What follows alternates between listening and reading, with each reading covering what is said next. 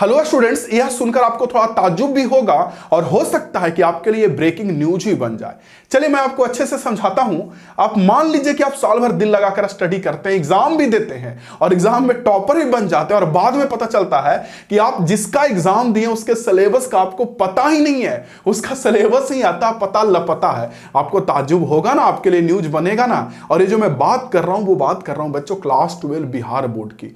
थोड़ा सा वीडियो अभी उठपटांग टाइप का लगेगा, लेकिन मैं जो भी बोल रहा हूं बिल्कुल रिसर्च करके वीडियो लाया हूं, बिल्कुल पुख्ता बात मैं करूंगा। आप वीडियो को अंतिम तक देखिएगा, आपको खुद समझ में आ जाएगा। इस वीडियो को मेनली मैं दो पार्ट में बांटूंगा। सबसे पहला पार्ट कि कैसे बिहार बोर्ड क्लास 12 का सिलेबस अता पता लपता जिसका कोई पता नहीं है कि सिलेबस क्या है, और दूसरा पार्ट कि टीचर लोग क्या पढ़ाते हैं अगर सिलेबस नहीं है तो, और एग्जैक्ट बच्चों को सच में क्या पढ़ना होता है, किस चैप्टर से कितने नंबर का क्वेश्चन पूछता है, और सबसे इंपॉर्टेंट चैप्टर कौन सा है जो बच्चों को एग्जाम के पहले पढ़ ही लेना चाहिए।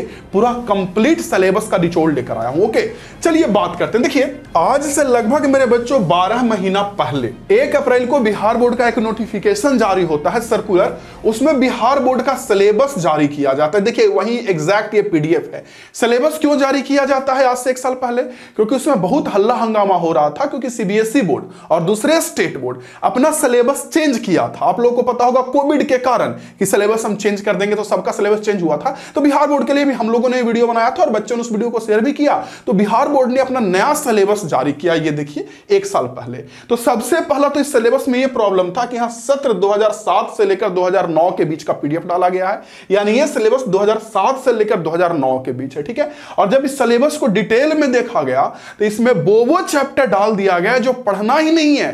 जैसे हिंदी में भी अलग अलग चैप्टर डाल दिया, यानी कहने का मतलब कि बिहार बोर्ड 1 साल पहले जो सिलेबस डाला था वो गलत सिलेबस डाल दिया गया था, गलत से डला गया था ये बोल सकते हैं, या लापरवाही में डला गया था, या फिर ये बोल सकते हैं कि 2007 से लेकर 2009 वाला एग्जैक्ट कॉपी पेस्ट करके वेबसाइट पे डाल दिया गया। मतलब कि ऐसा हो सकता है कि अनंत किशोर बोले होंगे कि सिलेबस डालो, तो जो लोग कंप्यूटर ऑपरेट करते होंगे वो पीछे का ही सिलेबस एग्जैक्ट डाल दिए, जो कि सिलेबस सही नहीं है, गलत है। तो यहां तो पहले गलती हो गई, ठीक है। अब दूसरी बात कि देखिए कोई भी अपना सिलेबस कैसे बताता है, 2 तरह से बता सकता है। या तो वो बता सकता है कि मेरा यह सिलेबस है जारी कर दे, या फिर अपना एक बुक जारी कर दे, बोले कि मेरा ये बुक पढ़ना है, इसमें जो भी पढ़ना है वही हमारा सिलेबस है, ठीक है। अब देखिए बिहार बोर्ड का अपना एक स्पेशल बुक होता है SCERT। मैं NCERT की बात नहीं कर रहा हूं। NCERT की इसलिए नहीं बात कर रहा हूं क्योंकि जो NCERT का बुक है वो CBSE के लिए है। हाँ, ये मैं मानता हूं कि कोविड के पहले बिहार बोर्ड भी कहता था कि हम NCERT को फॉलो करते हैं और NCERT में जो भी टॉपिक था उसी को बिहार बोर्ड में पढ़ना होता था। लेकिन कोविड के बाद तो NCERT ने अपने टॉपिक को कम कर दिया, बहुत सारा NCERT अपने बुक से टॉपिक को डिलीट कर दिया और कुछ चैप्टर भी हटा दिया। जैसे कि फिजिक्स में टोटल 15 चैप्टर पढ़ना है, तो 15 नंबर चैप्टर NCERT में नहीं मिलेगा, जबकि बिहार बोर्ड में उससे क्वेश्चन पूछता है।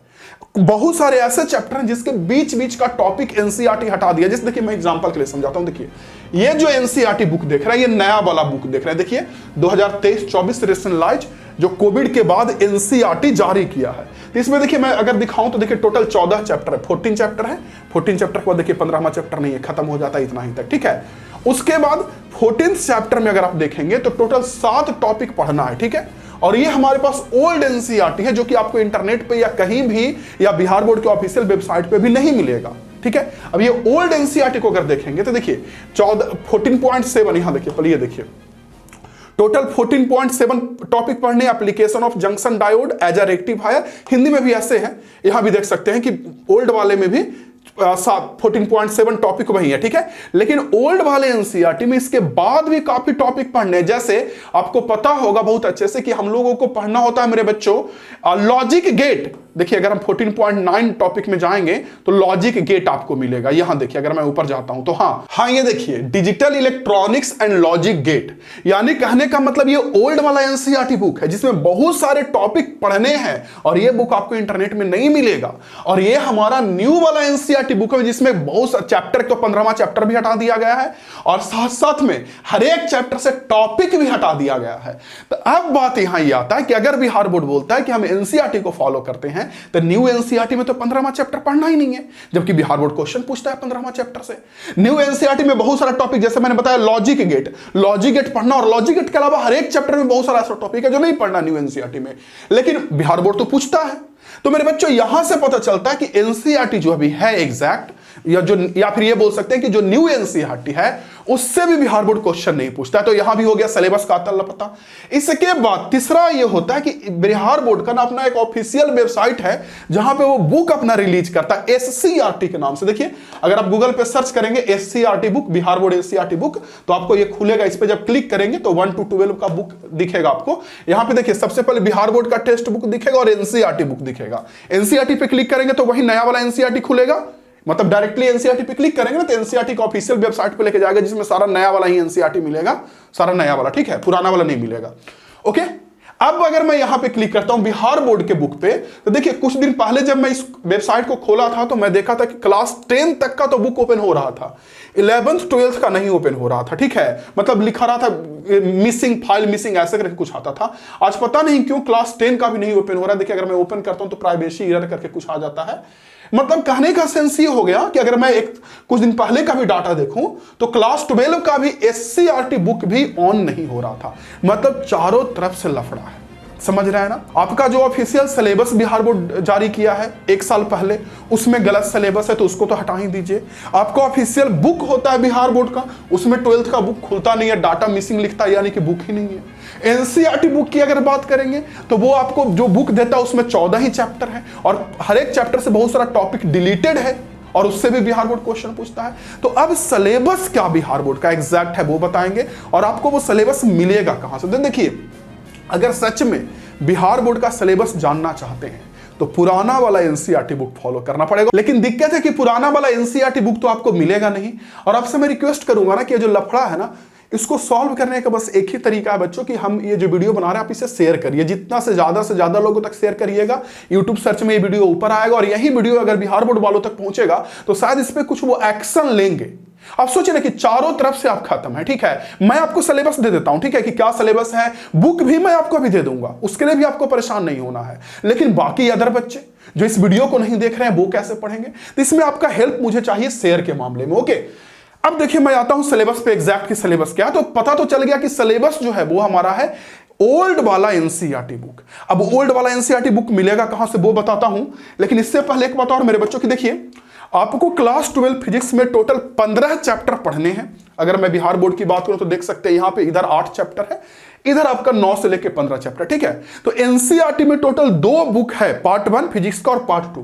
पार्ट 1 में 8 चैप्टर पढ़ने हैं, पार्ट 2 में आपका 9 से लेके 15 चैप्टर पढ़ना है, ठीक है। जैसा कि अभी मैं लाइव क्लास ले भी रहा हूं। अच्छा, जो एक चीज और कि जो मैं लाइव क्लास ले रहा हूं ना उसका पिन कमेंट में और डिस्क्रिप्शन में या प्लेलिस्ट में लिंक आपको दे दूंगा। बिल्कुल मस्त वाला क्लास ले रहा हूं जिसको अगर आप अच्छे से पढ़ते हैं ना तो आपको कहीं भी फिजिक्स पढ़ने की जरूरत नहीं पड़ेगी, इतना बेस्ट पढ़ा रहे हैं। आप एक बार इस वीडियो के बाद ना उसे चेक जरूर करिएगा, एक क्लास कम से कम जरूर करके देखिएगा, एक क्लास, ठीक है। तो देखिए चैप्टर 1 और चैप्टर 2 को मिला के एक साथ हम लोग इलेक्ट्रोस्टैटिक्स यानी स्थिर वैद्युत की बोलते हैं बच्चों, ठीक है। और उसके बाद चैप्टर 9 और चैप्टर 10 को मिला के हम लोग ऑप्टिक्स बोलते हैं, ये रे ऑप्टिक्स है, ये वेव ऑप्टिक्स है, दोनों को मिला के प्रकाशिकी बोलते हैं, रे ऑप्टिक्स, ठीक है। और 11 से लेके 15 तक हम लोग बोलते हैं मॉडर्न फिजिक्स, बिहार बोर्ड के सिलेबस के अकॉर्डिंग। लेकिन ध्यान दीजिएगा न्यू वाले एनसीईआरटी में 14 चैप्टर ही मिलेगा। ओके, तो इतना समझ में आ गया। अब देखिए इसमें अगर मैं बात करूं हर एक चैप्टर से तो चैप्टर 1 और 2 मिला के 8 नंबर का बोर्ड एग्जाम में क्वेश्चन पूछता है। 3 चैप्टर से 7 नंबर का क्वेश्चन पूछता है, चौथा और 5वां चैप्टर से 8 नंबर का पूछता है, छठा 7वां से 8 का, इससे 3 का देख सकते हैं। ऐसे करते करते हर एक चैप्टर से मैं यहां दे दिया, आप चाहे तो स्क्रीनशॉट ले लीजिएगा। इतना नंबर का क्वेश्चन आपसे पूछता है, आपको यह बात पता होगा। ओके, अब इसमें बात आती है कि सर इंपॉर्टेंट चैप्टर कौन कौन सा है जो बोर्ड के पहले कर ही लेना चाहिए। तो देखिए चैप्टर 1, 2, 3, ठीक है, 9 और एक खूब करे तो 10, इतना चैप्टर तो मस्ट है क्योंकि ये काफी इंपॉर्टेंट है। ओके, तो ये सिलेबस आपको बिहार बोर्ड का पता चल गया। अब बात आती है कि सर ओल्ड वाला एनसीईआरटी बुक कहां मिलेगा। तो देखिए वैसे तो इंटरनेट पे नहीं मिलेगा, लेकिन हम ओल्ड वाला बुक को भी पहले से ना अपने यहां कलेक्ट करके रखे हुए थे क्योंकि हमको पता था कि बिहार बोर्ड की थोड़ी सी लापरवाही होती है और ये लापरवाही दिखेगा। इसलिए मेरे पास, मैं अपने यहां पहले ही जैसे एनसीईआरटी चेंज हुआ था ना तो अलग अलग वेबसाइट से हम डाउनलोड करके रख लिए थे अपने यहां। ओके, तो ओल्ड वाला एनसीईआरटी के लिए एक हम लोग का टेलीग्राम चैनल है स्टडी किंग के नाम से, या तो सर्च कर लीजिएगा ये टेलीग्राम चैनल, नहीं तो अगर नहीं आता है तो एक मैं नंबर दे देता हूं आपको, यह है नंबर हम लोग का 9905948008, ठीक है। तो ये नंबर पे आप मैसेज करिएगा तो हम लोग टेलीग्राम का भी लिंक भेज देंगे और वहां से टेलीग्राम पे ज्वाइन हो जाएगा, वहां भी हम पूरा ओल्ड वाला एनसीईआरटी का पीडीएफ इस वीडियो के बाद अपलोड कर देंगे। और साथ साथ में बच्चों हम लोग का स्टडी किंग ऐप भी है, ऐप का भी लिंक इस नंबर पे मैसेज करिएगा तो ऐप का भी लिंक भेज देंगे, व्हाट्सएप ग्रुप का भी लिंक भेज देंगे, तो कहीं भी आपको वो मिल जाएगा। ओके, तो आशा करते हैं कि आपको कंप्लीट समझ में आ गया होगा बढ़िया से कि क्या बिहार बोर्ड का सिलेबस होने वाला है। यही कहूंगा, शेयर करिए थोड़ा। अगर आप शेयर करेंगे ना तो ये वीडियो बहुत सारे लोगों तक पहुंचेगा और शायद बिहार बोर्ड इस पे कोई एक्शन ले, क्योंकि बुक भी है वो, उसका भी कोई पता नहीं है, पीडीएफ जो डाला उसमें सिलेबस गलत है। अगर एनसीईआरटी को भी फॉलो करें तो एनसीईआरटी में वो बहुत सारा ऐसा टॉपिक है जो है ही नहीं, तो अब एक सहारा बचता है ओल्ड वाला एनसीईआरटी जो 3 साल पहले था। ओके, तो वो 3 साल पहले के लिए आपका यही एक सहारा है। तो आशा करता हूं बच्चों की आपको सिलेबस की जानकारी हो गई और आगे क्या इस टॉपिक पे आपको वीडियो चाहिए कि फिजिक्स का डिटेल्ड सिलेबस क्या है, डिटेल्ड मतलब कि किस चैप्टर में कौन कौन सा टॉपिक पढ़ना है, किससे कितना क्वेश्चन पूछता है, कौन कौन सा चैप्टर इंपॉर्टेंट महा इंपॉर्टेंट है बोर्ड के लिए, किससे कितना ऑब्जेक्टिव पूछता है, सब्जेक्टिव पूछता है। अगर इस टॉपिक पे वीडियो चाहिए तो बस कमेंट बॉक्स में बोल दीजिएगा कि सर डिटेल्ड सिलेबस पर वीडियो बनाइए, बस इतना लिख दीजिए, डिटेल्ड सिलेबस पर वीडियो बनाइए, मैं समझ जाऊंगा और आगे मैं इस पे वीडियो बना दूंगा। और अगर वीडियो बनाता हूं तो पिन कमेंट और डिस्क्रिप्शन में उसका लिंक भी दे दूंगा, या चैनल के अंदर जाके भी आप सर्च करके देख लीजिएगा। ओके, थैंक यू बच्चों, जय हिंद, वंदे मातरम, शेयर का आशा करता हूं।